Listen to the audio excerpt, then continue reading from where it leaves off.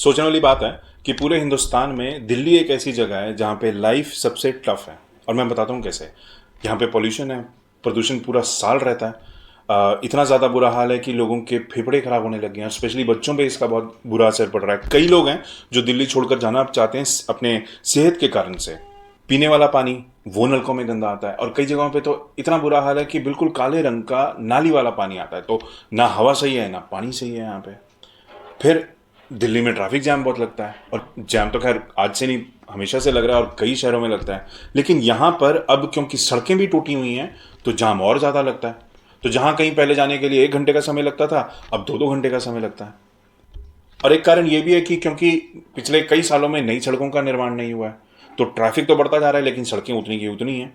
जो दिल्ली में रहते हैं वो देख सकते हैं, सोच सकते हैं कि कोई भी नई सड़क जो है आपके आसपास कहीं पे भी नहीं बनी है। दिल्ली के कूड़े के पहाड़ तो हिंदुस्तान में नहीं दुनिया भर में मशहूर हैं।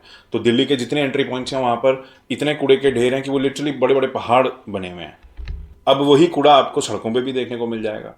तो दिल्ली में जो लोग रहते हैं, आपको जो मैं बोल रहा हूँ वो इमेजिन करने की ज़रूरत नहीं है। आप अपने घर से निकलिए, कहीं पे भी जाइए, साइड पे फुटपाथ है, सड़क है बीच में, और यहाँ पर डिवाइडर है, और इसके ऊपर मोटी परत एक धूल मिट्टी की आपको मिलेगी। तो जो पेड़ पौधे हैं, झाड़ियाँ हैं, उसके ऊपर भी मोटी मोटी परत जो है आपको धूल की मिट्टी की मिलेगी। अब ये धूल कहाँ से आती है? पॉल्यूशन से, कंस्ट्रक्शन से। लेकिन दुनिया भर में और हिंदुस्तान में भी हर एक बड़े छोटे शहर में नगर पालिका जो है वो सुबह सुबह सफाई करती है सड़कों की, बड़ी बड़ी मशीनों का इस्तेमाल होता है।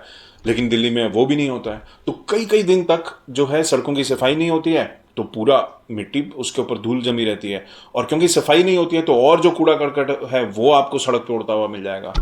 अच्छा, जहां आपको ट्रैफिक जाम मिलेगा वहां कभी भी आपको ट्रैफिक पुलिस नहीं मिलेगी। तो कभी ऐसा नहीं आपको दिखेगा कि जाम लगा हुआ है और ट्रैफिक पुलिस जो है पूरी मुस्तैदी के साथ उसको सुलझा रही है। नहीं, या तो जाम घंटों घंटों लगा रहेगा या लोग खुद ही जो है वो समस्या को सुलझाने लगते हैं। ट्रैफिक पुलिस आपको मिलेगी हमेशा चालान काटते हुए। वो कहीं पे भी जहां थोड़ा सा गाड़ियां चल रही होंगी, अच्छा वहां पर भी बैरिकेड लगा देंगे, कहीं पर भी बीचों बीच कहीं भी बैरिकेड लगा देते हैं सिर्फ चेकिंग के लिए, चालान काटने के लिए। उससे और लंबा जाम लग जाता है। तो दिल्ली में जो ट्रैफिक पुलिस है उन्हें लगता है कि उनकी जो प्राइमरी जॉब है वो ट्रैफिक कंट्रोल करना नहीं है, वो चालान काटना है।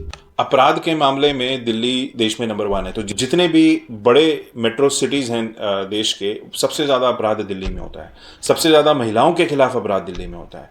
2000 से ज्यादा महिलाओं का ऑन एन एवरेज हर साल दिल्ली में रेप होता है। चोरियां होती हैं, चेन स्नैचिंग के कितने मामले होते हैं, मर्डर। अब तो खुलेआम दिल्ली में कितनी ही हादसे ऐसे हो चुके हैं पिछले कुछ महीनों में, सालों में, जो गोलियां खुलेआम चलती हैं, लोगों का मर्डर हो जाता है। तो लॉ एंड ऑर्डर जो है वो बिल्कुल भी ठप है।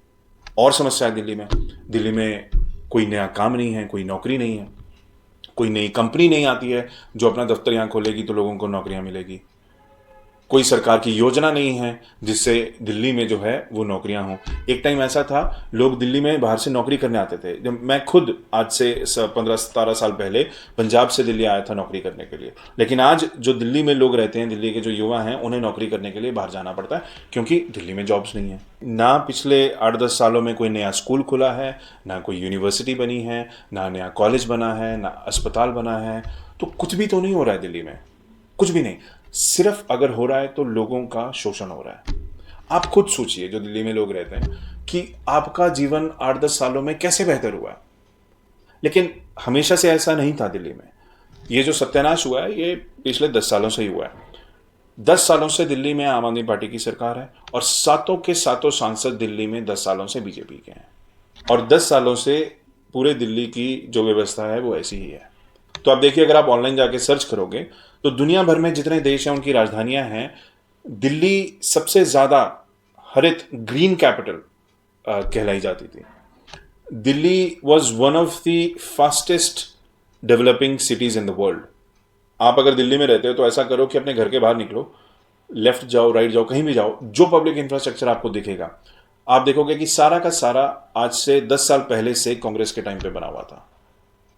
अब इलेक्शंस आ रहे हैं तो आने वाले चुनावों में कांग्रेस को वोट करना जरूरी है ताकि दिल्ली को फिर से प्रगति के पथ पर लाया जाए। और अगर आप कांग्रेस को वोट नहीं करोगे तो आप या तो आम आदमी पार्टी को वोट करोगे या बीजेपी को वोट करोगे। तो जो अभी सत्यानाश हुआ है पिछले 10 सालों में, और अगले 4-5 सालों में इससे भी ज्यादा बुरा हाल होगा। क्योंकि 10 साल बहुत लंबा समय होता है दोनों पार्टियों को देख लिया लोगों ने कि कोई काम नहीं हुआ है, दिल्ली बिल्कुल ठप हो गई है, दिस सिटी इज क्रम्बलिंग। तो अगर हम चाहते हैं कि हमारा जीवन बेहतर हो, हमारे बच्चों का जीवन बेहतर हो, हमें अच्छी क्वालिटी ऑफ लाइफ मिले, जो हम टैक्सेस पे करते हैं डायरेक्ट या इनडायरेक्ट, उसके बदले में अच्छी क्वालिटी ऑफ लाइफ मिले, तो उसके लिए इंपॉर्टेंट है कि आप कांग्रेस को वोट करें। तो ये सब आप पे डिपेंड करता है, आपको पूरी समझदारी से अपने वोट का इस्तेमाल करना है। वो आपको देखना है कि आपको अपने वोट का इस्तेमाल समस्याओं को सुलझाने के लिए करना है या फिर आने वाले समय में दोबारा से पछताने के लिए। So it's up to you.